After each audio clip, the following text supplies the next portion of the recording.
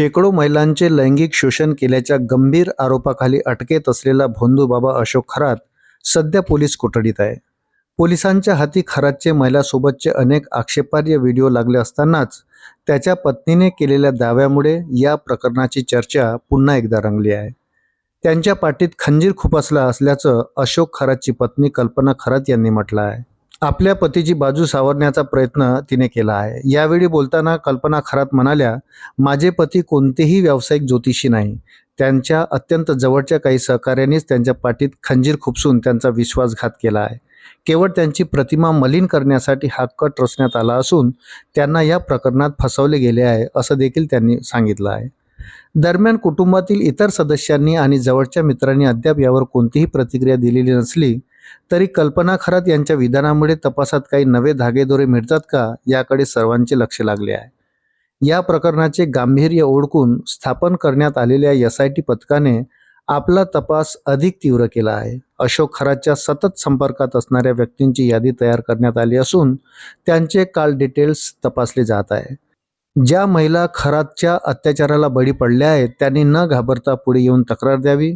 पीडितांची नावे पूर्णपणे गोपनीय ठेवली जातील आणि त्यांना आवश्यक ते कायदेशीर संरक्षण दिले जाईल असं आवाहन पोलिसांनी केलं आहे. नाशिकमध्ये सध्या सर्वाधिक चर्चेत असलेले अशोक खरात प्रकरण दररोज नवनव्या खुलाशामुळे अधिक गंभीर होत चालले आहे. स्वतःला कॅप्टन म्हणून घेणाऱ्या अशोक खरातवर महिलांवरील अत्याचार, ब्लॅकमेलिंग आणि आर्थिक गैरप्रकाराचे गंभीर आरोप समोर आल्यानंतर संपूर्ण राज्यात खळबळ उडाली आहे. अशोक खरात नाशिकमध्ये प्रॉपर्टीज अँड डेव्हलपर्स नावाचे कार्यालय चालवत होता. याच कार्यालयात अनेक महिलांना आमिष दाखवून त्यांच्यावर अत्याचार केल्याचा संशय व्यक्त केला जात आहे.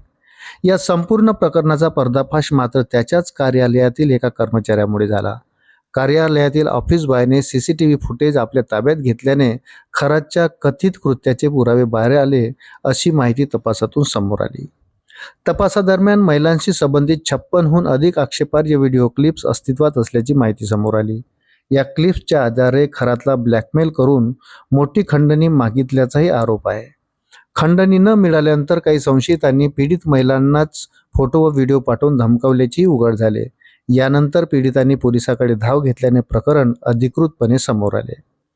एका पीडित महिलेने दिलेल्या तक्रारीवरून पोलिसांनी गुन्हा दाखल केला आणि तपासाची दिशा बदलली. या प्रकरणात राजकीय धागेदोरे व प्रभावशाली व्यक्तीशी जोडले जात असल्याची चर्चा सुरू झाल्यानंतर राज्याच्या कायदा व सुव्यवस्था विभागाने तातडीने SIT स्थापना केली. या पथकाकडून आर्थिक व्यवहार, डिजिटल पुरावे आणि संबंधित व्यक्तींची चौकशी सुरू आहे. सध्या अशोक खरात अटकेत असून प्रकरणाचा सखोल तपास सुरू आहे. अत्याचार, खंडणी, राजकीय प्रभाव आणि प्रशासनातील निर्णय प्रक्रिया या सर्व गोष्टीमुळे हे प्रकरण केवळ गुन्हेगारी चौकशीपुरते मर्यादित न राहता राज्यभर चर्चेचा विषय बनले आहे. पुढील तपासात आणखी मोठे खुलासे होण्याची शक्यता व्यक्त केली जात आहे. अशाच नवनवीन अपडेटसाठी व्हिडिओला लाईक आणि चॅनलला सबस्क्राईब जरूर करा. धन्यवाद.